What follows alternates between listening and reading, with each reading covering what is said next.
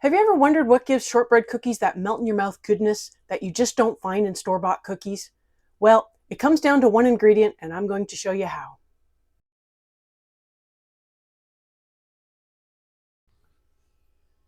Hi friend, come on in. I am making shortbread cookies. These are a holiday favorite at my house. I grew up with these. These are so good. They are tender, melt in your mouth shortbread cookies. They're very different from the shortbreads that you can buy in the store. I found that the ones at the store always felt like they had a greasy texture to it and were, I don't know, overly crispy, if that makes any sense.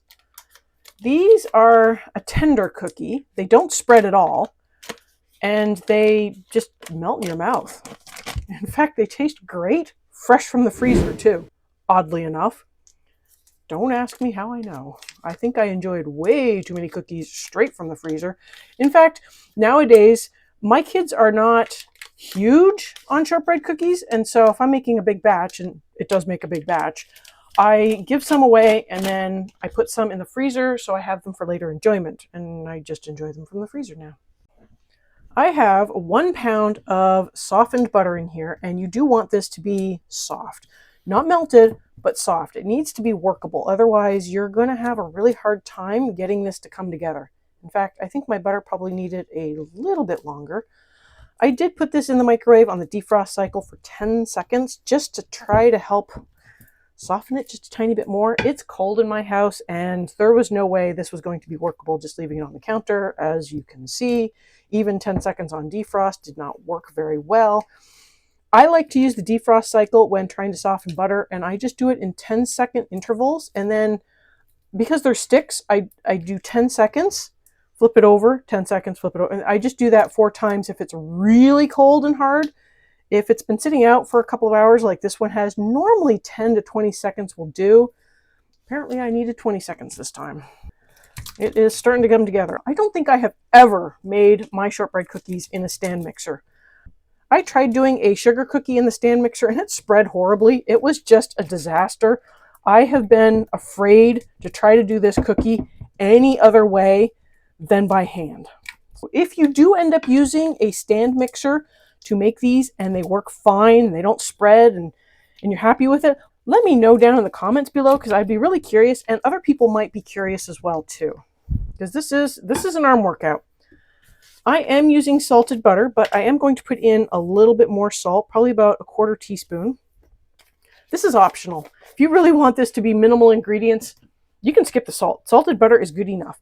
But I do want to make sure I get this sort of incorporated and as much as I can dissolved in the butter so that I don't hit salt chunks. Probably a bad idea to use Himalayan pink salt if I want to have nice white cookies, but oh well. Is what it is. I am going to add icing sugar. This is a really nice touch because, well, I mean, icing sugar is more than just sugar, but it's powdered and really fine and just dissolves really fast into the butter. I don't have to worry about granulated sugar chunks, I do have to worry about getting it out of the jar, but I don't have to worry about it not dissolving. I'm going to be careful because I don't want it to do that. There we go. You should be able to make this recipe with 1 measuring cup. If your icing sugar has lots of chunks, it's been sitting around for a long time, it might be worth passing it through a strainer. Otherwise, just work it a little bit more and try to get all the chunks out. Don't skip arm day. I need 1 cup of cornstarch. I have more of those. I just need to find them. This, in my opinion, is the ingredient that gives it that nice tender tooth to the cookie. You could, by all means, skip this if you prefer the crunchier store-bought variety of cookies. But this, I believe, is what makes the cookie really tender and just more pleasant to eat. Now time to get this worked in. Preferably without getting it all over the place. Finally, 4 cups of flour. I put my flour in sort of a cup at a time because it's easier to incorporate. You could probably start with a cup and a half, and then put in the final cup on its own. But it just depends on how many additions you want to do and how much your arm needs that workout. If you kind of use a chopping motion back and forth with the flat just going through, it does help get it in a little easier. But after a while, your arm is just going to feel like it's going to fall off no matter what you do. You will hit a point where it basically just looks like sand, and you're going to be wondering, will this even come together? Yes, it will. You will have to get in with your hands, though, in order for that to happen. Just going to clean off the spatula. I'm not really kneading it so much as I'm just kind of squeezing it together. So these big chunks on top have pretty much come together. I am going to start taking them out handful at a time, and I want to sort of squeeze the handfuls together and work it. My hands will melt the butter just a tiny bit, and it does help it come together a bit more. I don't know if you can see how I'm just kind of squishing them together. So just want to squish and just work it in. The last little bit, I normally just dump it out and work it into the dough on the counter. It's just slightly easier than trying to get it out of a rounded bowl. Just like that. Go around, make sure I get all my chunks up off the counter. At this point, it should come together as a relatively short dough. It's a short dough, hence the name. So you want to watch out for the dry spots, knead them in a little bit if you have to. This should be a somewhat stiff dough, but it should still be workable. It's incredible how much flour you can stick into 1 pound of butter. I am going to do a quick little cleanup. I don't need to clean this area, but I just want to get some of my bowls and things off the counter so I can start rolling it. This dough does not require chilling. I don't know if I've ever actually chilled this dough. If you end up chilling it, leave a comment. Let us know if it works or not. I'm kind of curious. I think it would make it too hard to roll out. It's probably best to cover your dough if you're going to take a while rolling it out. I am just going to take my chances. I have some cookie cutters. I have a rolling pin. I have a bench scraper. It does sometimes help if your cookies stick to use a bench scraper. I do find that sometimes the bench scraper will cause the cookies to wrinkle up, and it's not nice. But it's better to get it up off the counter than to have it stick. The dough is slightly crumblier than usual. I may have put in a little too much flour this time, or I didn't warm it up enough. Okay, I'm going to knead it a little bit more. Get it to warm up just a bit. I like my cookies thick. I also like my cookies pale. If you like your cookies a little more on the brown side, obviously leave them in the oven a little bit longer. This may have a little too much flour in. Just so you know what it looks like with too much flour. It does crumble a little bit as you're rolling it out. You can just bring it back together and pat it with your hands, and it does help warm it up and bring it back together. Or you could just put in slightly less flour next time, but at least you know what it looks like with too much flour. I have some cookie cutters that I am going to be cutting shapes out with. If you really wanted to, you could just square this off with a knife and just make little rectangles with dots in it, just kind of like the ones that you get at the store. But I am going with cookie cutters. I have a bunch. I also have some flour here that I can dip my cutters in to prevent some sticking. You know, you're always going to get a little bit of sticking depending on what kind of cutter you're using. I find that the plastic ones, they cut well, but they also sort of leave a really big impression. I don't know. I'm not a huge fan of them, but they are easier on the hands, that's for sure. I'm trying to use similar sized cookie cutters so they all cook relatively evenly. And I don't know if every standard home kitchen oven is similar, but I discovered purely by accident that a 2/3 size cookie sheet, a sheet pan, will fit in my oven perfectly. So I can load up a 2/3 cookie sheet with just an absolute ton of cookies. There's less sheets that have to go through the oven at the same time. So it's really good for those big cookie days.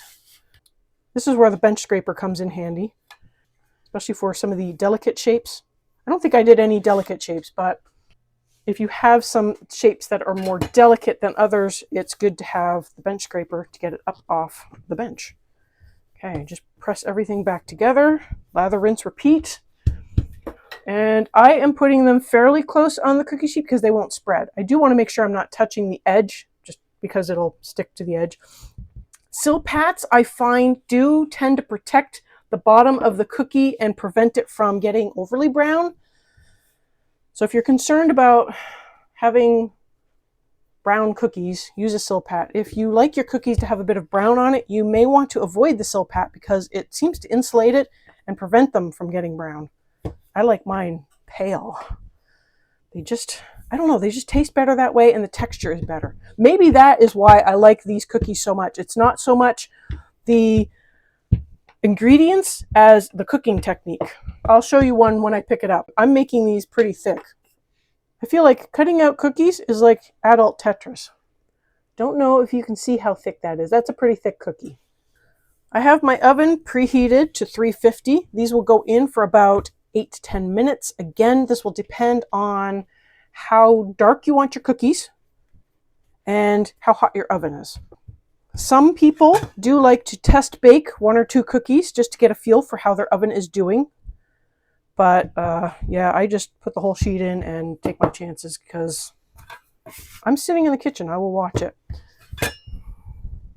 I do try to keep the flour on the counter to a minimum as much as I can, but you know, you obviously don't want it to stick. It does work in more flour into the dough, the more flour you put on the counter. I will work this dough down until I have almost nothing left, and then I will sort of switch over to the next dough ball. I mix all the scraps together at the end. And it's nice to have a little cutter. If you want to give out little gifts to people, these ones are fun.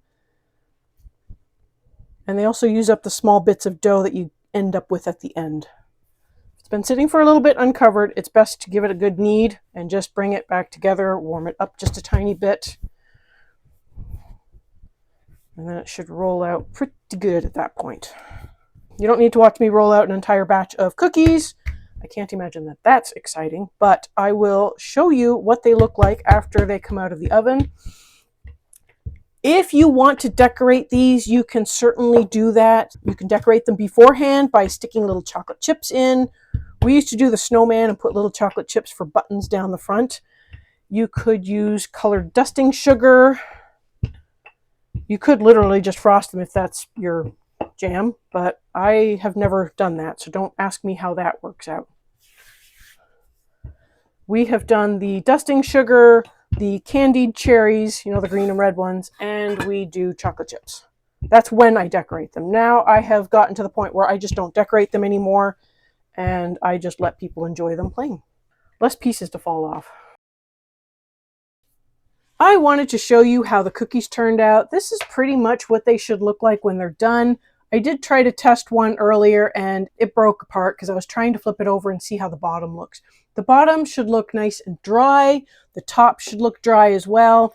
Again, part of this will depend on if you like a little bit of brown on your cookie or not.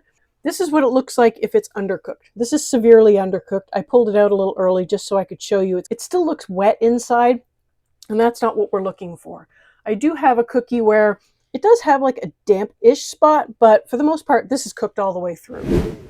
Now, they are delicate. It's best to leave them on the cookie sheet until the cookie sheet is cool enough to handle. This one still has a little ways to go before I pull them off. Once they've been pulled off, they are a little more on the firm side and they're a little easier to handle. This is pretty much what they look like when they're cooked. The smaller ones do tend to handle transportation a little bit better. Stuff gets bashed around when it gets transported, so nothing's really going to hold up as well as it should. These are delicate cookies. These are really good, melt-in-your-mouth cookies that I really hope you give a try. And if you do, let me know what you thought of them. And thanks for watching.